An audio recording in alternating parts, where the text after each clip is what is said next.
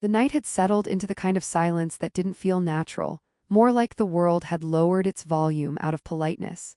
He was sitting on the edge of his bed, arguing with himself about whether he should get up and drink water or continue pretending dehydration was a personality trait when the air in the room changed. Not dramatically, not like an explosion or a cinematic flash, more like someone had subtly corrected reality's posture. The lamp flickered once. The glass on the desk vibrated in a way that suggested it had briefly received a message from somewhere it did not want to acknowledge. Even the faint hum of the refrigerator outside his room seemed to hesitate, as if reconsidering its career choices. Then she was there, no footsteps, no sound, no dramatic entrance, just presence. A woman stood near his desk, as if she had always been part of the furniture arrangement and he had simply failed to notice her until now. Human in shape, yes, but not quite within the acceptable range of normal human assumptions. Her hair fell in a smooth, dark cascade, but what immediately refused to be ignored were her ears, long, gently tapered, curving backward like elegant instruments designed for listening to things no human conversation had ever considered important. She looked around the room with calm curiosity, like someone inspecting a rental apartment they were not sure they wanted to commit to. He stared at her. She stared back. Then she blinked slowly, as if verifying that he was not a malfunctioning hologram. "Hello," she said. That was it. No dramatic warning, no "do not be afraid." Just hello, delivered with the same tone someone might use at a bakery. He considered several responses. None of them felt adequate. His brain offered "hi, what, and this is statistically unlikely," all of which seemed insufficient for the situation. She tilted her head slightly. Her ears shifted subtly, reacting to something in the room he could not hear. "Your habitat is small," she observed. "Thanks," he managed finally. "I rent it." She nodded as if this clarified an important interstellar equation. He realized, belatedly, that he was still holding his phone. The screen was open to a completely unimportant conversation thread about someone's cat doing something that was allegedly iconic. He locked the screen slowly, as if that might restore dignity to the situation. The woman stepped closer to his desk, examining a stack of papers, a half-empty cup, and a pen that had not worked properly since the previous Thursday. "This is your command interface?" she asked, pointing at the desk. "It's a desk." She repeated the word softly, "desk." Then she looked at him again, more directly this time, her eyes reflecting something faint and distant like starlight caught behind glass. "I require clarification," she said. He exhaled slowly. "That makes two of us." She seemed to accept this as a reasonable statement. A moment passed where neither of them spoke. Somewhere outside, a car passed, its sound completely unaware that reality had just introduced an unauthorized variable into the system. Then she said, "Where is your planet's access protocol?" He blinked. "Like Wi-Fi password." Her ears twitched. "No, government? No, Netflix account?" That got a pause, a noticeable one. Then very seriously she said, "Possibly adjacent concept."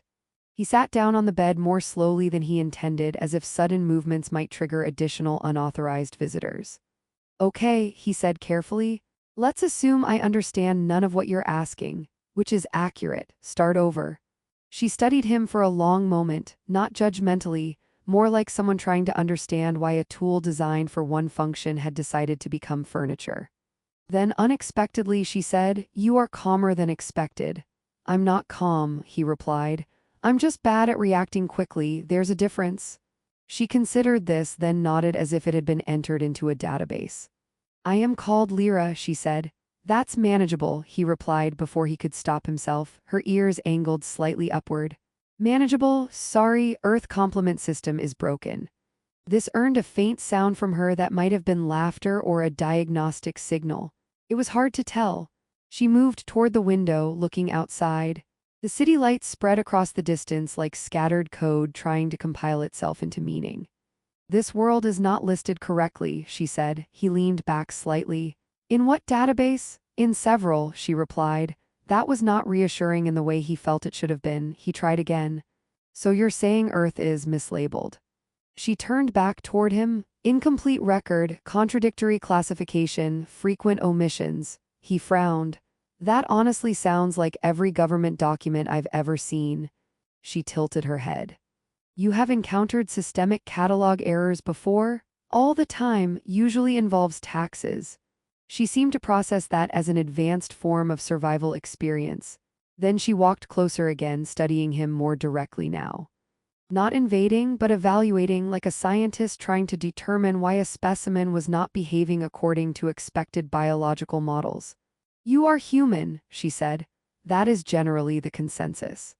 But, she paused, her eyes narrowing slightly, your signature appears in a place it should not. He hesitated. Signature, biological trace, pattern echo, something that should not extend beyond your planet's boundary. He laughed once, short and nervous. I can barely extend my bank balance beyond the first week of the month, so this is already above my skill set. She did not smile, but something in her expression softened slightly, as if she was adjusting her expectations downward in a polite way. Then she asked, very casually, did you authorize interstellar registration? He stared at her. I didn't even authorize my phone to update last night. She nodded slowly as if this confirmed a hypothesis. Then, without warning, she sat on the edge of his bed. That was the moment things became significantly harder to mentally categorize. She looked around again, more slowly this time. Her ears shifted subtly, reacting to sounds beyond human perception. The room felt suddenly too small for the idea that something from outside Earth had decided this was an acceptable place to have a conversation. He cleared his throat. So, are you here to abduct me? She looked genuinely puzzled. No, oh, good, because I didn't plan anything for that. She considered him again, then said, we do not abduct randomly, that would be inefficient. That's oddly reassuring, she nodded once. Efficiency is important. A pause stretched between them, then she added, also I am not authorized for abduction. That's good, I think. She leaned forward slightly. I require an answer. He sighed. To what question? Her eyes met his. Why does your existence appear in a system that predates your civilization? The room felt quieter after that, even though nothing had changed. He tried to answer immediately, which turned out to be a mistake because his brain responded with something like a loading icon instead of language. He began, then stopped. Because there was no reasonable continuation of that sentence that did not end in confusion, denial, or accidental screaming. Lyra watched him patiently, as if she had all the time in the universe, which he suspected she might have. I did not mean to destabilize your cognitive process, she said. That's considerate, he replied. It's just that nobody usually tells me I'm in an interstellar database on a random Tuesday night. It is not random, she said. That somehow makes it worse. She tilted her head and her long ears shifted slightly like antennas tuning themselves to a frequency of thought he could not access. Your species uses random incorrectly, she added. I feel like that's going to come up a lot tonight. She stood again and walked toward his desk. Her fingers hovered over the surface, not touching anything yet, as if physical contact required permission from higher bureaucracy. You have not answered the question, she said. He leaned back on the bed, staring at the ceiling as if it might provide legal advice. I don't think I can answer it, he admitted. That is acceptable, she replied immediately. He blinked. It is. Yes, uncertainty is a valid state. That's surprisingly progressive for an alien civilization that apparently tracks human signatures across galaxies. She glanced at him. We also misplace entire moons occasionally. We are not perfect. Somehow that made him feel slightly better, not about his situation but about the universe's overall administrative competence. Lyra finally touched the desk. The moment her fingers made contact, the surface shimmered faintly, like a thin layer of reality had briefly remembered it was optional. Lines of soft blue light spread outward in geometric patterns he absolutely did not recognize as anything human-made. He leaned forward despite himself. Okay, that looks expensive. It is older than your species' written language, she said casually. He leaned back again. Great, my desk is historically judgmental. A faint pulse of light expanded from her hand, and suddenly a faint grid appeared above the desk surface, floating symbols, shifting shapes like someone had turned mathematics into a slow-moving aquarium. He squinted. Is that a hologram? It is a translation layer, she said. Your sensory system lacks compatibility, so it renders approximations. So my brain is getting a badly subtitled version of reality right now. Yes. That explains so much about my life. She made a small sound that might have been agreement or mild amusement. Her ears twitched again and the floating symbols rearranged themselves rapidly, as if reacting to her attention. I am scanning your local information lattice, she said. My what now? Your planet's data structure. We call that the internet, he said. She paused. It is very disorganized. That's fair. A soft beep echoed in the air, though there was no visible source. The holographic grid shifted and suddenly a single symbol stabilized in the center. He squinted. Is that my name? No, she said. It is closer to a pattern marker. Which still sounds like my name if I were a spaceship. She looked at him. Are you a spaceship? I rent a one-bedroom apartment. I can barely afford furniture that matches. I think that disqualifies me. She nodded as if that was a serious scientific conclusion. Then she said, and yet your pattern appears in restricted archives. He rubbed his face slowly.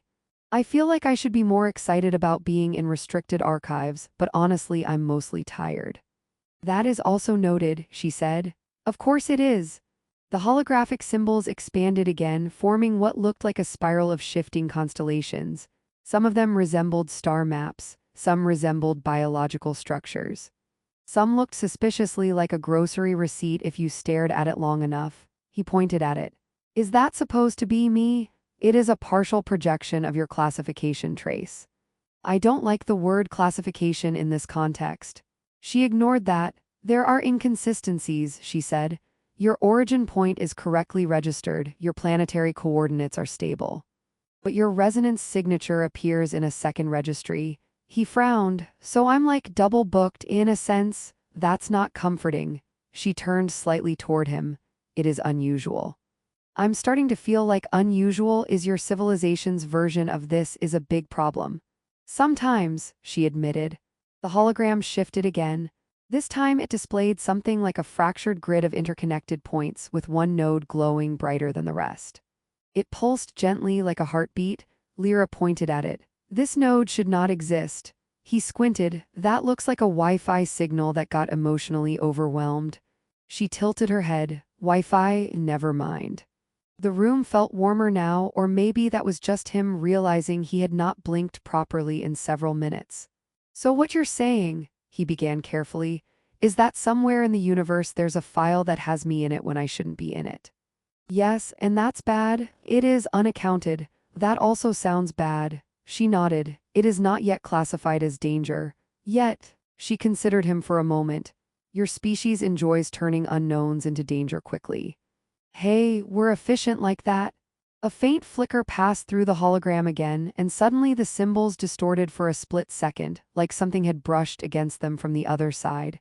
Lyra's ears immediately angled upward. He noticed the change. What was that?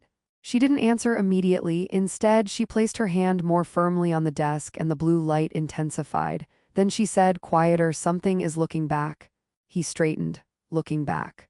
Like at us, at the signal, she corrected. That is not more reassuring. The holographic spiral tightened, collapsing inward, then expanding again as if something had briefly tried to interpret it. Lyra stepped back slightly, her expression unchanged but her posture more alert. You are not supposed to be active in this layer, she said. I wasn't aware I had layers. Most beings do not. Cool. I've always wanted to be emotionally and dimensionally complicated.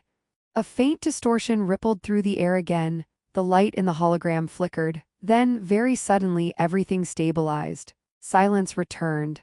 The symbols froze. Lyra exhaled slowly, though he wasn't sure she needed to breathe in the first place. That was almost contact, she said. Almost what now? She looked at him directly. Something responded to your presence in the registry. He stared at her. I would like to officially request being removed from all cosmic mailing lists, he said. That is not how it works. I had to try. The hologram dimmed slightly as if settling into standby mode. The room returned to its normal state, except now normal felt like a temporary agreement rather than a fact. Lyra stepped away from the desk and sat again, this time more slowly. You are not in immediate danger, she said. That's my favorite kind of not reassurance. She looked at him with what might have been the closest thing to curiosity turning into analysis. But you are connected, she added. To what? She paused. To something that should not recognize you at all. He let out a long breath. Okay, he said. So just to summarize, I'm on an interstellar list I didn't sign up for, my desk is older than civilization, and something in space just noticed me like I forgot to mute myself in a cosmic group chat. She nodded once. Yes, he leaned back slowly. I think I preferred my life when my biggest problem was expired yogurt. Lyra tilted her head slightly. What is yogurt? And for the first time since she arrived, he laughed. He was still thinking about yogurt when the room changed again. Not violently, not dramatically, but with the quiet precision of something adjusting a setting it had been patient enough to wait for. The air tightened, like reality had briefly decided to hold its breath. Lyra stood immediately, her long ears angled upward, then slightly forward, like instruments locking onto a signal that no longer bothered to hide. That, she said softly, is not us. He sat up. That's never a good sentence. The holographic grid above the desk flickered back to life without being touched. This time it didn't form symbols, it formed distance. Vast, layered, recursive distance.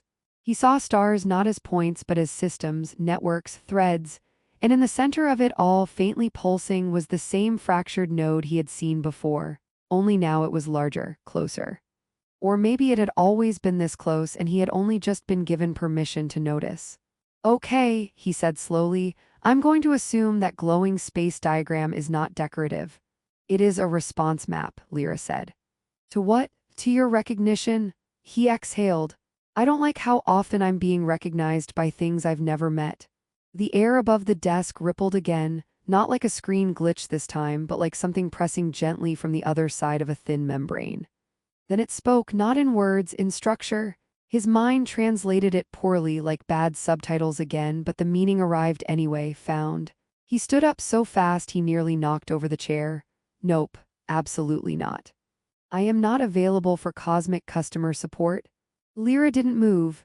Instead, she watched the hologram carefully, her expression calm but sharper now, like a scientist watching a petri dish decide it had opinions.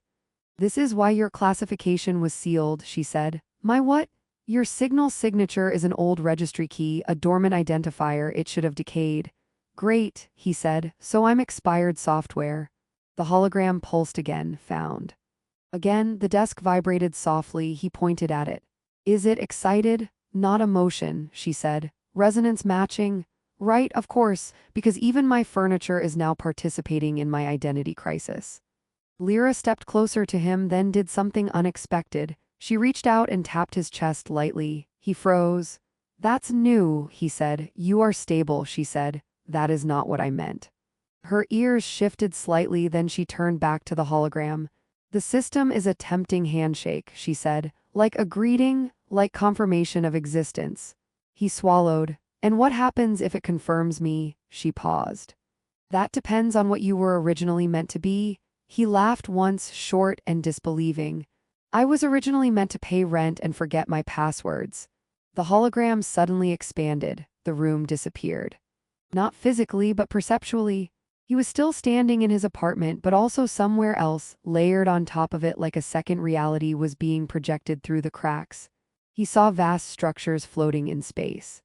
Not ships exactly, not stations, more like archives built into gravity itself, each one humming with quiet memory. And he saw Earth not as a planet, as a node, a sealed entry, a misfiled entry, a forgotten bookmark. Then Lyra's voice cut through it. Stop, she said sharply. The projection stuttered. He blinked and the apartment returned fully like a dropped call reconnecting. He stumbled back slightly. Okay, that was new, I would like fewer of those. Lyra's hand was still on the desk, but now she pressed harder. The hologram stabilized again, but dimmer. They are trying to open the record, she said. Is that bad? Yes. Cool, great, love that. He rubbed his face. Can we just delete me, like uninstall? Her ears angled toward him. You do not understand, she said. That is becoming a theme. She turned fully toward him now. This is not about deletion, this is about recognition. Your existence is a key that was never meant to be used again. He stared at her. I am a very normal person, he said slowly. I have done taxes, poorly, but I did them. Normal does not prevent archival significance. That should be printed on a motivational poster. You are not special except cosmically, unfortunately. For the first time since she arrived, Lyra's expression shifted into something almost like amusement. A very small one. Your humor is inefficient, she said. Yeah, well, it's all I've got. The hologram pulsed again, found, confirmed, the air tightened. This time Lyra did not hesitate, she reached into the hologram. Not physically, but like she was grabbing a thread of code woven into reality itself. The light bent around her hand. You are not authorized, she said into the space between dimensions. A response came immediately, authorized. He blinked. Why does it think I'm authorized? Lyra didn't look at him. Because you are, she said. That is the worst answer you've given tonight. The room shook slightly, not violently, but like something far larger had adjusted its attention. Lyra's ears flattened briefly, then steadied. She turned to him. You have two options, she said. I feel like neither involves my rent staying affordable. First, she said, ignoring him, you allow the system to complete recognition. You will be extracted into the registry layer. That sounds like being turned into a bureaucratic concept. Yes, and option two, she paused. I erase the handshake point, but your signature will decay incorrectly. You will remain partially visible to systems that should not see you. He frowned. That sounds like being haunted by space IT. It is less stable, she admitted. He looked at the flickering hologram. At the impossible architecture of systems he would never fully understand. At a universe that had apparently been quietly filing him under pending explanation. Then he looked at Lyra. You came here to check a record, he said. Yes. And now you're basically asking if I want to be officially cosmic or unofficially bugged forever. Yes, he sighed deeply. Do I at least get benefits if I become cosmic? Lyra blinked. There are no benefits. Then this system is worse than Earth's healthcare. That earned a faint exhale from her that might have been laughter or disbelief. The hologram pulsed again, impatient now. He stepped forward. Okay, he said. Lyra watched him carefully. I choose neither, he said. The room stilled. Even the hologram hesitated. That is not a valid response, Lyra said. Yeah, he replied. I've noticed reality keeps offering me multiple choice questions with terrible options. He pointed at the hologram. If I'm a key, then keys can also stop being used. Lyra narrowed her eyes slightly. That is not how archival systems function. Maybe your system is bad, he said. Silence. Then slowly he walked to the desk. He placed his hand near the holographic projection, not into it, not touching it, just close enough that the light reacted. I'm not going anywhere, he said quietly. The hologram flickered. Found. Then, error, Lyra's ears lifted sharply. The grid collapsed